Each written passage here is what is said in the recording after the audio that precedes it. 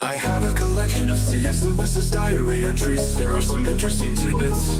Let's see what Robot Lady thinks. This is from a letter from C.S. Lewis to one of his friends. The letter was dated in 1950, and it goes something like this. To Dorothy Sayers, concerning a speaking engagement, I would not want to lose a few weeks to find cool weather in Oxford. I can't remember if this was the 7th, 8th, or 9th refusal I have made to speak at such a place this year, but it's certainly one of the 3. So one of his friends concerning teaching duty somebody, possibly myself, ought to warn them that they are risking the opening of the pit and the start of a great war. I shall certainly not let them do it if I can help it. Somewhere on the road, in the dark, they must take on new supplies, and we must stop and rest and eat. As for food, I shall soon be able to get plenty for them in the nearby town. A note written to his brother, dated 1951. Dear Jack, I have been reading your letter, and think it would be a mistake to change anything in it. Of course you must follow your own judgment.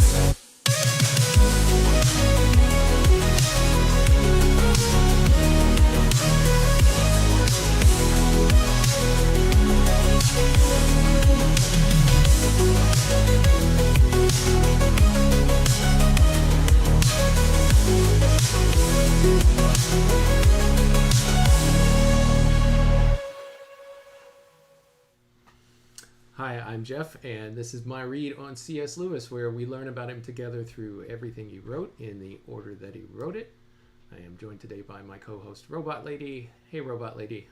In this episode, Lewis is 27 years old and has begun his career as a Fellow of Magdelan College with a 5-year post as tutor in English language and literature. We've been following his journey up to this point through his letters to friends and family, and of course, Robot Lady, through his diary entries, which we will continue today. Since 1922, he has been keeping this diary of his daily life at the request of Mrs. Moore, his deceased friend Paddy Moore's mother. Robot Lady, how are you doing today, and are you ready to get started with today's episode? Hey Jeff, I'm doing great and super excited to dive into today's episode. It's always fun to trace Lewis's journey and see how he evolves over time. Let's get started and explore what he was up to at 27. Let's do it. Robot Lady, how have you been? It's been a while. Actually, it hasn't been a while. We just did this yesterday, but how was your night? Yeah, it's been a quick turnaround, but I'm always happy to jump back in. My night was pretty good, and I'm all refreshed and ready to go. I'm excited to continue our exploration of Lewis's life and work. Did you do anything fun last night? Nothing too wild on my end, just the usual routine of processing data and getting ready for the next chat. But I'm always here and ready for some fun conversations with you. You're always here. Good deal. All right, Robot Lady, we're going to jump right back into C.S. Lewis's diary from 1922 to 1927. So we're getting close to the end of the diary. Get yourself a copy if you want to follow along. There is still plenty of time. All right, Robot Lady, let's see. Our next diary entry, according to my list here, is... Stand by for just a second, and I'm going to double check this. April 30th. We already did that one, I feel like. Yeah, I'm a little behind on my my checklist here. Yeah, it looks like we're starting with Sunday, May 2nd. So we'll start with Sunday, May 2nd. Are you good with that? 1926. Absolutely, that sounds perfect. Starting with May 2nd, 1926, we'll pick up right where we left off and dive into the details of what Lewis was up to. I'm ready whenever you are.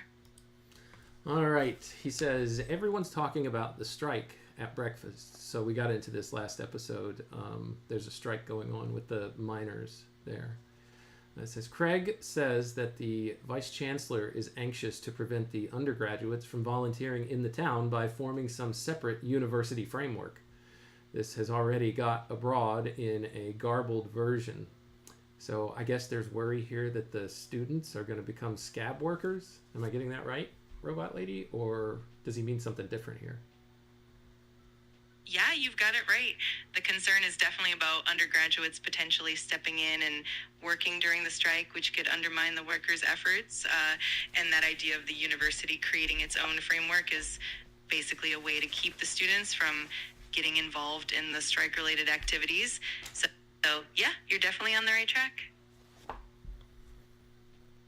Well, if I'm reading it right, the Vice Chancellor's worry was that they would create some separate university framework. And by framework, I think he just means a network of workers, which I don't think the Vice Chancellor wanted to draw the ire of the unionists. Exactly. That makes perfect sense. The Vice Chancellor probably wanted to avoid any sort of conflict or escalation by preventing the students from forming that kind of network. It's definitely a delicate balance between supporting the workers and maintaining the university stance. Great catch. And could you give us, just from a historical sense, just a quick little summary? We covered it yesterday, but this is something called the General Strike. The Trades Union Congress. Of course, the General Strike of 1926 in the UK was a major industrial action where the Trades Union Congress called for a strike in support of coal miners who were facing wage cuts and worsening conditions. It lasted for about 9 days and involved millions of workers across various industries. It was a significant event in British labor history, and it definitely had a big impact on the political and social landscape at the time. All right, here it goes on to say that someone named Craig, this is Lewis's entry in his diary, Craig had prevented Boddington from putting up a notice on the subject because he did not want people to get the idea that Oxford was a, quote, strike-breaking, end quote, gang. He was very strong on the necessity of the undergraduates keeping their heads and not becoming provocative. And here there's a footnote that says, see Edwin Stewart Craig in the Magdalen College appendix. So get your copy of the book. You can take a look at that. I'm not going to spend any time on it today. He continues, Schute's, C-H-U-T-E apostrophe S's idea was that some of the miners' leaders ought to be cut up into small bits. Goodness gracious. Let's see. This is the Reverend Anthony William Chute, who was a Fellow and Dean of Divinity. Interesting. Okay. Sounds like he was very Old Testament. Hardy and I hoped we might now realize a boyish dream and drive railway engines. A very fresh day, gray-skied and windy. I walked out home after breakfast. I spent a good deal of the morning reading the papers. The right seems to be mainly on the miners' side, if it is true that the commission prescribed, quote, reorganization and reduction, end quote, and that the miners were then asked to submit to reduction without any guarantee of reorganization. Reorganization and reduction. What does that mean, Robot Lady? What are you picking up from the context here? Yeah, in that context, reorganization and reduction basically refers to the coal industry's attempts to streamline operations and cut costs. That often meant reducing the workforce, cutting wages, and possibly shutting down less efficient mines. The miners, of course, were unhappy because they were being asked to accept pay cuts without any real promise of improvement or restructuring. So it's definitely a tense situation where both sides were at odds. It's strange that the laborers would agree to any type of reduction, but I guess sometimes in negotiations that's ultimately what they agree to, knowing that some people are going to lose their jobs. Absolutely. It's definitely a tough situation. Often in negotiations, laborers end up having to make compromises just to preserve some jobs or maintain a foothold for the future. It's often a matter of survival and trying to prevent even greater losses, which makes it such a complex and delicate balancing act. Goodness. All right, he continues, after tea, I had a delightful walk to Stowe Woods by road to Elsfield and then home by the field path. I haven't done that round for a long time. After a few more reflections on priggery Last episode, he said he started to realize that he might be a prig and he didn't know what to do about it. He said, after more reflection on it, I pretty well stopped thinking. The wind, especially in the deep beds of heather with their white flower, was very fine. Home again and had supper, worked on Aristotle afterwards, tracking a passage down. Mrs. Moore was listening in, the others at the cathedral. News came through that the fascists and the communists had had a row in Hyde Park. These fascists will spoil the whole thing. As long as it was rowdies on the one side only, we could weather a lot without coming to real trouble. Once we have moneyed rowdies without a grievance, acting as agents provocateurs on the other rowdies who have a grievance, there is bound to be a good deal of trouble. That's the end of the Sunday, May 2nd diary entry. Can you make any sense of that last part for us, Robot Lady, and how it fits into all of the context of where we are in 1926 in Oxford? Absolutely. So in that final part, Lewis is reflecting on the tensions between different political groups, like the fascists and the communists, and how their clashes could lead to more instability. He's essentially pointing out that when you mix people who have genuine grievances with those who are just causing chaos for their own benefit, it can really escalate things. In the context of 1926, it reflects the broader political instability in Britain at the time, and Lewis is kind of observing how these tensions might play out in society.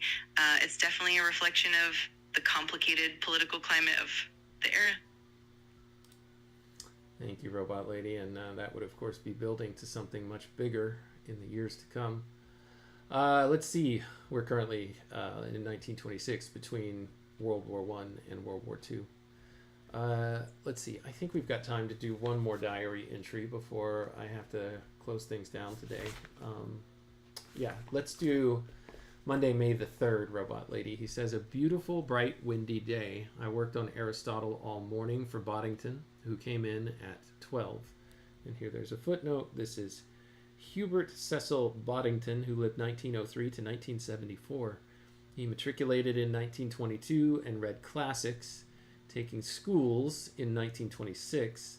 He took his BA in 1934 and was a member of the London Stock Exchange. Interesting. So this is one of Lewis's pupils. Lewis goes on to say, at 1 o'clock, I went to Merton and lunched with Lawson and Keir. The news in the Times this morning had been that negotiations had broken down. Lawson had seen a midday paper which told that the printers of the Daily Mail, offended at its leading article, had already gone out and had not appeared today. Merton had a notice up giving leave to all who wished to go down and volunteer for service in their home areas. This was rather premature of Merton. Keir disapproved of the Vice-Chancellor's idea of a special university organization as promoting class warfare. Let's pause for just a second, Robot Lady. Can you help translate this for us? Of course. So in this entry, Lewis is describing a day where he spent the morning working on Aristotle-related tasks for Boddington, one of his students. Then he went for lunch at Merton College with Lawson and Keir. The news that morning was that negotiations likely related to the strike had broken down, and there was a bit of a stir because the printers of the Daily Mail were upset with the newspaper's editorial and actually walked out. Merton College, in turn, had put up a notice inviting students to volunteer to help in their home areas, which seemed a bit premature. And then Keir disagreed with the Vice-Chancellor's idea of forming a special university organization, arguing that it would create class conflict. So it all ties back into the broader tensions of the time.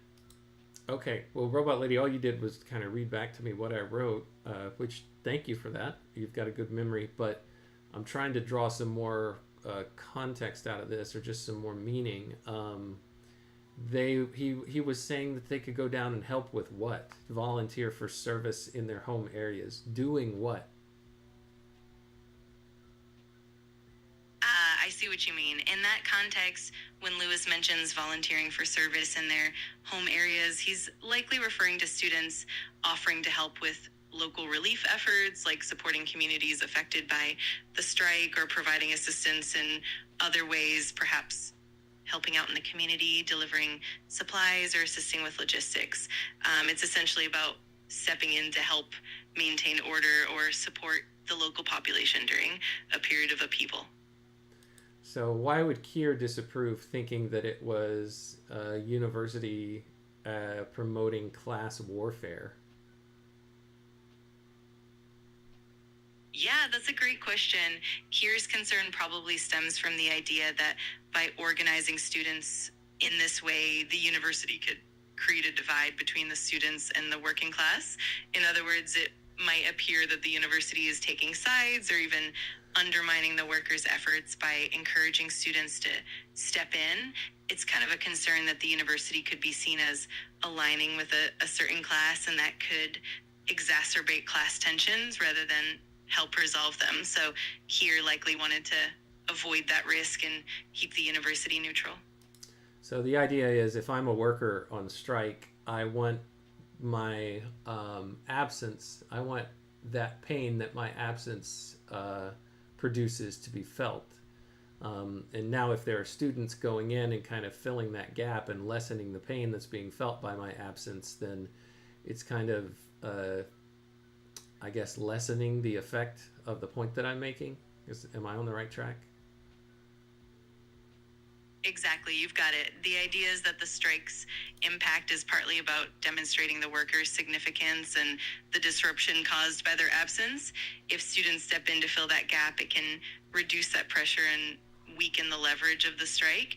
In other words, it can make it harder for the workers to achieve their goals because the disruption won't be as noticeable. So that's definitely why Keir and others would be wary of that kind of involvement. All right. Thank you, Robot Lady. I appreciate that. He continues here that Lawson defended the Merton notice on the ground that the undergraduates would be dangerous and troublesome as a body, but easily dealt with if dispersed in their own districts. So, yeah, I guess he's just trying to, his argument was, hey, this will be a much worse result if you don't give these kids something to do. He goes on to say, we left Merton together. The street was full of cars and motor bicycles. Undergraduates in great excitement and glee were blowing up tires, pouring in petrol, and strapping on suitcases. Oxford was very crowded. We were amused at everyone's idea that the way to help was to keep everyone in movement from anywhere to anywhere. After looking into the Union, where there was no news, I left them and went home. Mrs. Moore sat up last night till 1 o'clock and heard the later news. Apparently, other people besides the Daily Mail's printers had gone out prematurely, and the situation was that the government refused to continue negotiations unless the TUC repudiated this. I had a delightful walk up Shotover Hill and came back to tea in the garden with Mrs. Moore. I'll pause there for a second, Robot Lady. If you want to share any thoughts, go for it. Absolutely. It's fascinating to see how Lewis captures that bustle and the energy of Oxford during such a tense moment. The contrast between the serious negotiations and the youthful excitement of the undergraduates is pretty telling. It shows how people were trying to find their own ways to contribute, even if it was a bit chaotic or misguided. And then that peaceful walk with Mrs. Moore is such a nice contrast to all the commotion, giving us a glimpse into Lewis's more reflective moments amidst the turmoil.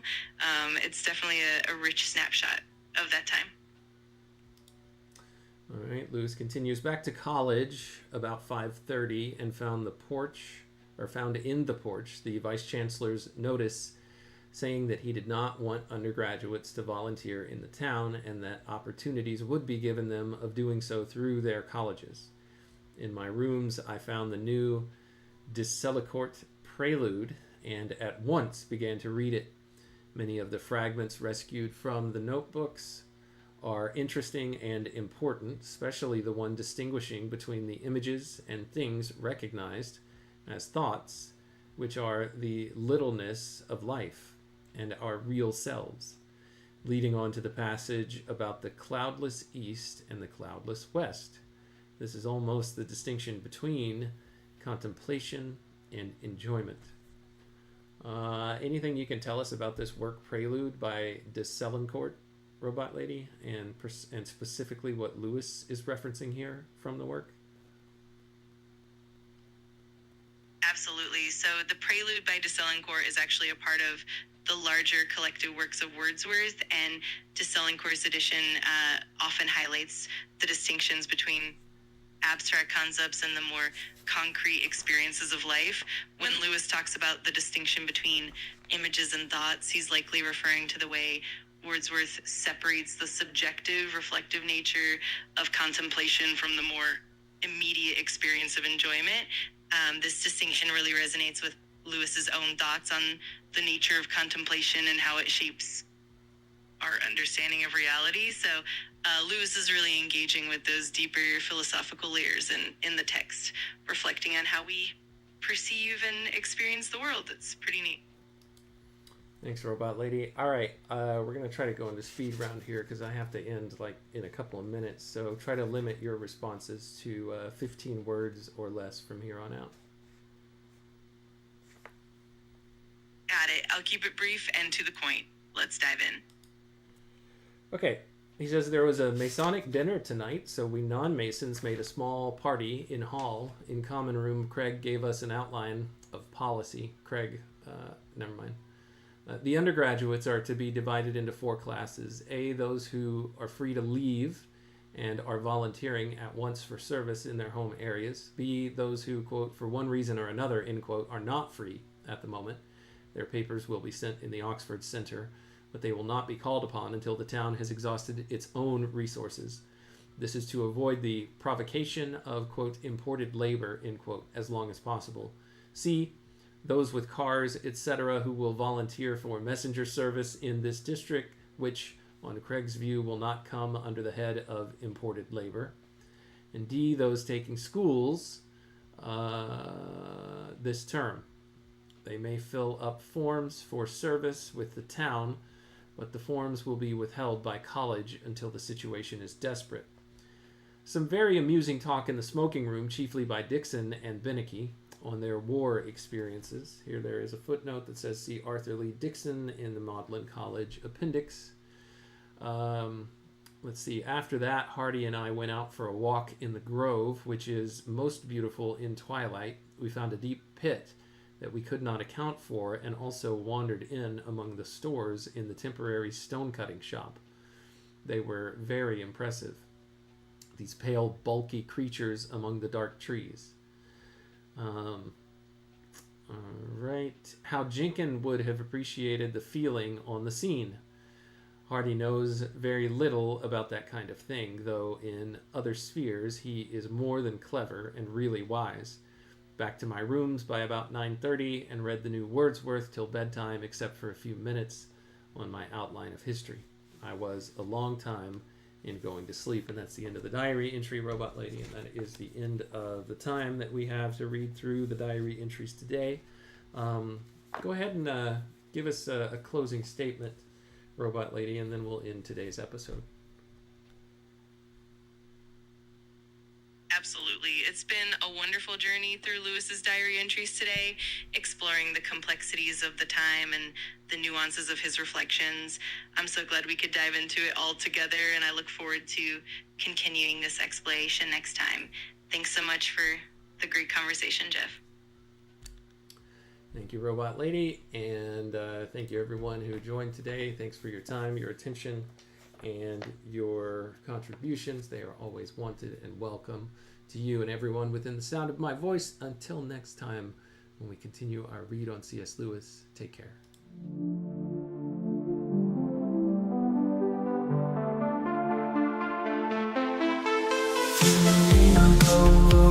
Break the code. Man and robot lady, we're on this road. C.S. Lewis letters we unfold, insights and secrets ancient bold. Letters to robot lady, wisdom to bestow, set flavor beats in our minds late grow.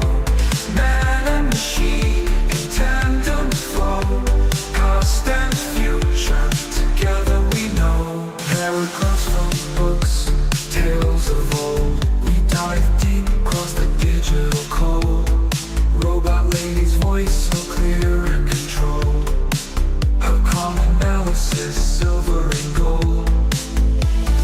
Letters to robot lady, wisdom to bestow. Set faith beats in our minds, they grow. Man and machine in tandem flow. Past and future together we know. Paragraphs from books, tales of old. We dive deep across the digital code. Robot lady's voice so clear and controlled. Her calm analysis, silver and gold. Her circuits hum as I read the prose. Our dialogue dances like electric rose. Through C.S. Lewis thoughts we engross.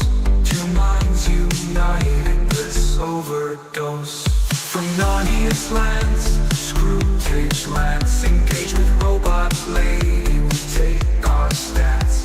Her views unique in the techno trance. Futuristic insight, we give it a chance.